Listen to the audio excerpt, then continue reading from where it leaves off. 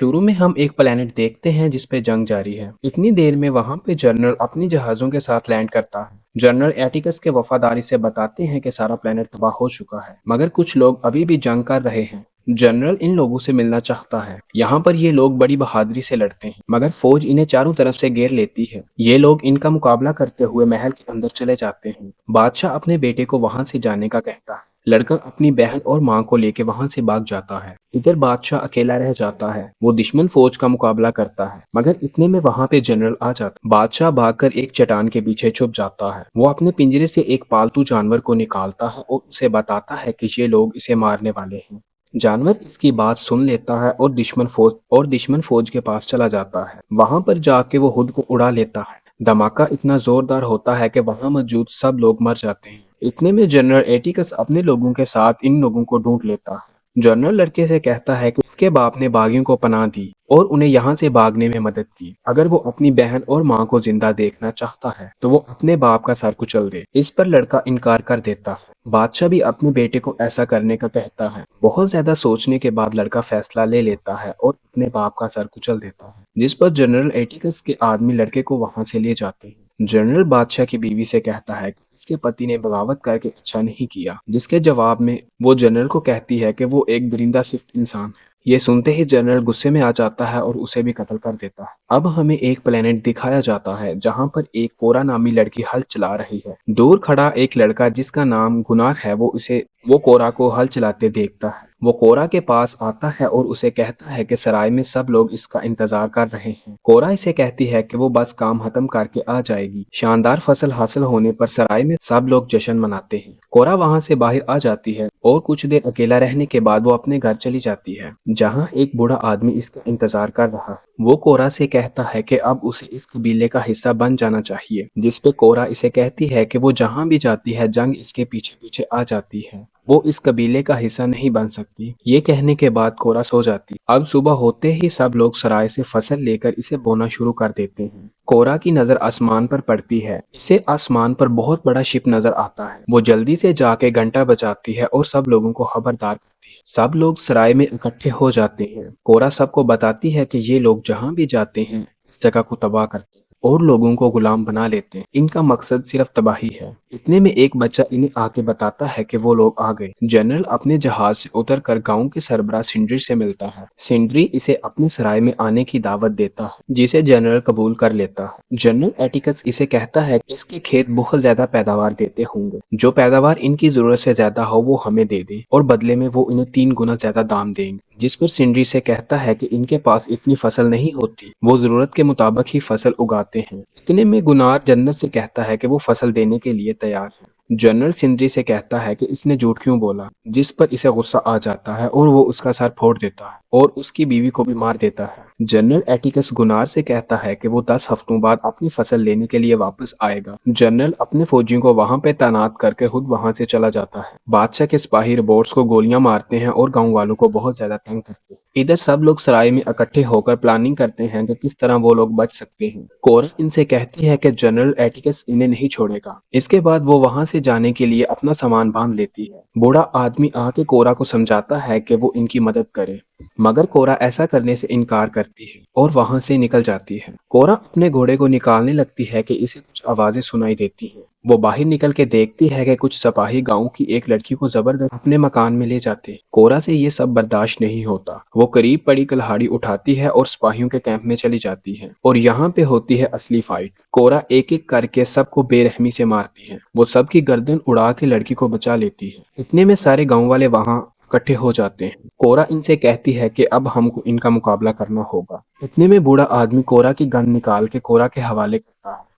وہ سب کو بتاتی ہے کہ وہ جنرل ٹائٹس کو تلاش کرے گی۔ جنرل ٹائٹس نے اپنی ساری سینا کو مدر ورلڈ کے خلاف کھڑا کر دیا تھا۔ وہ گنار سے کہتی ہے کہ اسے باغیوں کے گروہ تک لے چلے۔ راستے میں گنار کورا سے پوچھتا ہے کہ اسے کیسے پتا کہ جنرل آرٹیکس سب کو ختم کر دے گا، ہم تو بس معمولی سے کسان ہیں۔ کورا اسے بتاتی ہے کہ وہ صرف 8 سال کی تھی جب بیلیسیریس نے ان کے پلانٹ پر حملہ کیا۔ اس نے اس پلانٹ پر موجود ہر کسی کو ختم کر دی مگر مجھے چھوڑ دیا۔ وہ مجھے اپنے ساتھ مدر ورلڈ لے گیا۔ وہ ان سپاہیوں کے بیچ رہ چکی ہے۔ اسے سب پتا ہے کہ یہ لوگ بہت بے رحم ہیں۔ یہ کسی پر ترس نہیں کھاتے۔ وقت گزرنے کے ساتھ ساتھ وہ بہت بڑے عہدے تک پہنچ گئی۔ مدر ورلڈ نے اسے 18 سال کی عمر میں فوج کی ٹکڑی دے کر اسے جنگ پر بھیج دیا۔ اسی لیے اسے سب پتا ہے اور وہ بھی یہی کرتی۔ اس کے بعد وہ لوگ وہاں سے چلے جاتے ہیں۔ وہ لوگ ایک ویشیالے میں پہنچتے ہیں جہاں ایک آدمی گنار کو تنگ کرتا ہے۔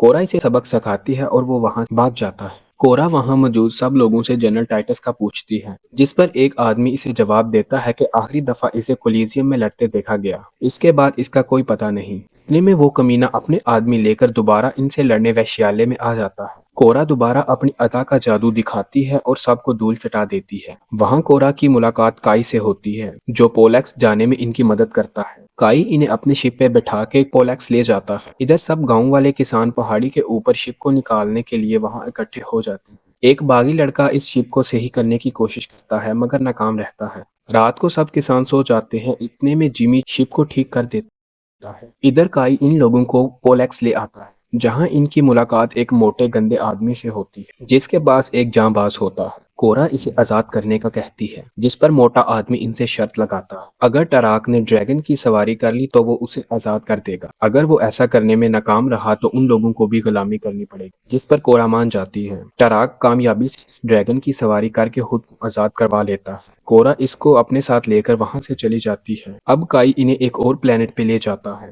جہاں ان کی ملاقات نیمیسس سے ہوتی ہے۔ نیمیسس ان کا ساتھ دینے کے لیے مان جاتی ہے۔ وہ ایک چھوٹی لڑکی کو بچانے کے لیے عجیب سی کریچر سے لڑتی ہے جہاں کورا اس کی بہادری دیکھ لیتی ہے، اسے بھی اپنے ساتھ لے جاتی ہے۔ نیمیسس شپ میں سوار ہونے کے بعد اپنے زخمی ہاتھ کو ٹھیک کرتی ہے۔ یہاں کورا گنار کو بتاتی ہے کہ وہ اپنی قابلیت کے بل بوتے پہ شاہی خاندان کی محافظ مقرر ہو گئی۔ اسے شہزادی عیسیٰ کی حفاظت کے لیے چنا گیا۔ یہ لوگ جنرل ٹائٹس کی تلاش میں کولیزیم آ جاتے ہیں۔ وہاں ایک آدمی انہیں بتاتا ہے کہ جنرل ٹائٹس انہیں دکشنی چھوڑ پر ملیں گے۔ جنرل ٹائٹس کا حلیہ بہت بدل چکا ہے۔ وہ لوگ جنرل ٹائٹس کو نہلانے کے بعد سب کچھ بتاتے ہیں۔ جنرل اپنی فوج کو کھو دینے کے غم میں پاگل ہو جاتا ہے۔ کورا اسے بدلہ لینے کے لیے کہتی ہے جس پر ٹائٹس کے اندر بدلے کی آگ بڑھ اٹھتی ہے اور وہ بھی ان کے ساتھ شامل ہو جاتا ہے۔ اس کے بعد کورا اپنے ساتھیوں کو لے کے بلڈ ایکسس کے پاس آتی ہے۔ وہ اسے ساری بات بتاتی ہے کہ جنرل ایٹیکس ان کے اوپر حملہ کرنے والا ہے۔ بلڈ ایکسس اپنے ساتھیوں سے بات کرتا ہے اور اس کے جانباز اس کا ساتھ دینے کے لیے رضامند ہو جاتے ہیں۔ کورا بلڈ ایکسس اور اس کے ساتھیوں کو لے کر وہاں سے چلی جاتی ہے۔ ادھر کائی کورا سے کہتا ہے کہ وہ بھی ان کا ساتھ دینے کے لیے تیار ہے مگر اس کی شپ میں کچھ سامان ہے جو اسے ڈیلیور کرنا ہے۔ وہ چاہتا ہے کہ اس جنگ میں جانے سے پہلے وہ سامان کو اس کے اصلی مالک تک پہنچا دے۔ جنرل ایٹیکس کو اس پلانٹ کا پتہ چل جاتا ہے جہاں کورا نے بلڈ ایکسس سے ملاقات کی۔ وہ اس سارے پلانٹ کو شکتی بوت سے تباہ کر دیتا ہے اور خود بلڈ ایکسس کو ڈھونڈنے نکل جاتا ہے۔ یہاں یہ لوگ سامان اتارتے ہیں۔ کورا کو وہاں کے لوگ دیکھ کے کچھ صحیح نہیں لگتا۔ اتنے میں وہ لوگ کورا اور اس کے ساتھیوں کو پکڑ لیتے ہیں۔ کورا کائی سے پوچھتی ہے کہ اس نے غداری کیوں کی، جس پر کائی سے بتاتا ہے کہ اس کے سر کی قیمت بہت زیادہ ہے، وہ ان سب کو پکڑوا کے بہت زیادہ دولت کما سکتا ہے۔ اتنے میں جنرل ایٹیکس وہاں پہنچ جاتا ہے۔ وہ سب کا گن گن کے نام لیتا ہے اور ان کو ان کے گناہ بتاتا ہے۔ کائی گنار سے کہتا ہے کہ اگر وہ زندہ بچنا چاہتا ہے تو وہ کورا کے دماغ پہ یہ گن چلائے۔ گنار ہمت جٹا کے وہ گن کورا کی گردن پہ رکھتا ہے مگر دوسرے ہی لمحے وہ کائی کی گردن میں فائر کر دیتا ہے۔ کورا وہاں سے آزاد ہو جاتی ہے۔ وہ پاس والے آدمی سے گن چھین کے لڑنا شروع کر دیتی ہے۔ اتنے میں گنار دوسرے لوگوں کو آزاد کرتا ہے۔